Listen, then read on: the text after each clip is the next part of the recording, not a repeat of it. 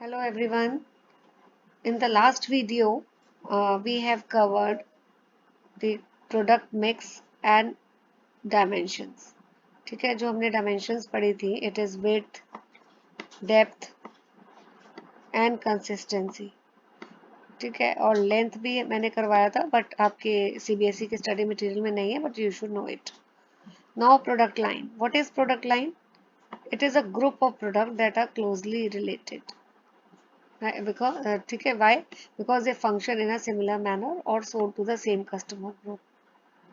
तो आप यहाँ पे देखिए ITC है, इसकी कितनी प्रोडक्ट लाइन है? Product line 1 food, then product line 2 cigarette, product line 3 lifestyle retailing, product line 4 education and stationery. So these four product line constitute the width, product width. Now product positioning. Positioning का मतलब होता है the manner in which the image of the product is created in the mind of the customer. जैसे MTR की image कैसे की है? Ready to eat food. WagonR, it is positioned as a compact car, right? Then positioning plays very important role, right? आप ये वाली definition भी mark कर सकते हैं. It is offered to a particular customer. Now comes product repositioning.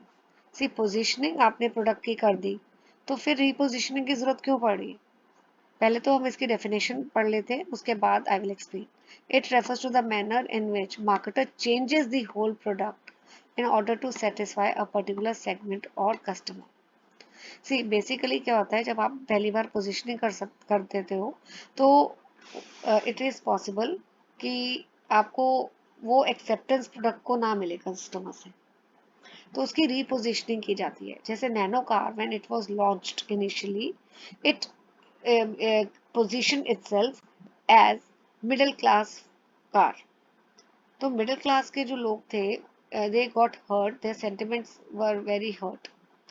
So the nano car again was repositioned as small compact family car.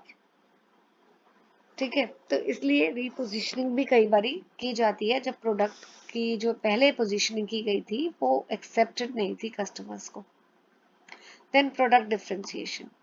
See, in order to make your product attractive and different from that of the competitors, differentiation becomes very important.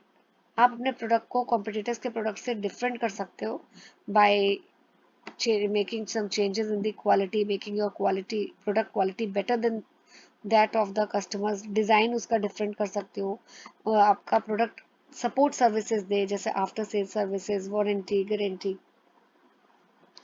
So that is product differentiation. It is the modification of the product to make it more attractive. ये देखिए, ये है product differentiation.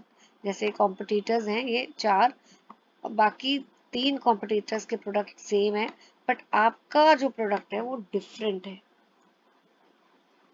ठीक है, so that is product differentiation. Now comes diversification. It refers to the product expansion either in depth or in width. तो अभी मैंने आपको बताया था डेप्थ किसे बोलते हैं और विड्थ किसे बोलते हैं. अगर आप अपने प्रोडक्ट को एक्सपैंड कर रहे हो विड्थ वाइज मतलब पहले आपकी कंपनी सिर्फ 3 प्रोडक्ट लाइन में डील कर रही थी, अब एक और प्रोडक्ट लाइन ऐड कर दी, तो टोटल अब कितनी हो गई? 4 प्रोडक्ट लाइन. तो उसको हम एक्सपेंशन बोलते हैं. ठीक है, इसी तरह अगर एक प्रोडक्ट लाइन के अंदर सपोज पहले 2 वेराइटीज थी, अब आपने एक और ऐड कर दी, तो डेप्थ कितनी होगी? पहले 2 थी और अब 3 होगी. उसको भी हम प्रोडक्ट डाइवर्सिफिकेशन बोलते हैं, राइट. अब आप इस वाली इमेज में देखिए कि एक कंपनी है वो कितने अलग अलग प्रोडक्ट्स में लाइंस में डाइवर्सिफाई कर रही है. ठीक है, इसको हम बोलते हैं प्रोडक्ट एक्सपेंशन या डाइवर्सिफिकेशन, ईदर इन डेप्थ और इन विड्थ. जैसे यहाँ पे देखिए, Godrej company use to manufacture cupboards. पहले फेमस गॉडरेज किसके लिए थी? For making locks, safes, refrigerator. But अब कॉस्मेटिक्स और सोप में भी इन्होंने डाइवर्सिफाई किया। सिर्फ एक प्रोडक्ट लाइन में ये लोग या दो में कन्फाइंड नहीं है, एक्सपैंड कर रहे हैं अपनी product lines, right. Then product modification, it is defined as alteration in the physical attributes of a product or its packaging। ठीक है, इसमें क्या होता है, जो एग्जिस्टिंग आपका प्रोडक्ट है उसमें कुछ चेंजेस करे जाते हैं। जैसे आप टीवी देखिए, टीवी में पहले क्या था, कि बॉक्स वाले टीवी आते थे, फिर अब एलईडीज आ रहे हैं, मॉडिफिकेशंस हो रही है, right. So that is called as changes in the product, alteration in the product. आप यहाँ पे देखिए, ये भी एक आपको पिक्चर विजिबल होगी मॉडिफिकेशन की। Then come standardization. स्टैंडर्डाइजेशन का मतलब होता है limitation of the number of varieties और types of uniform quality that can be manufactured so as to reduce unnecessary variety.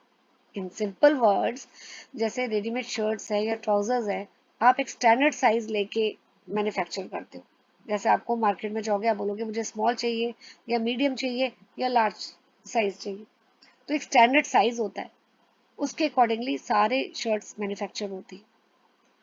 Y? In order to maintain the uniformity, right. Then product elimination.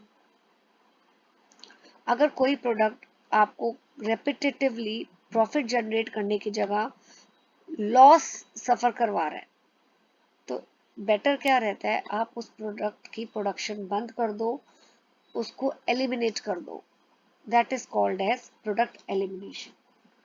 आपकी book में, I don't know, मेरे ख्याल से CBSE वाले में नहीं है, बट प्रोडक्ट एलिमिनेशन को हम प्रोडक्ट सिंप्लीफिकेशन भी बोलते हैं।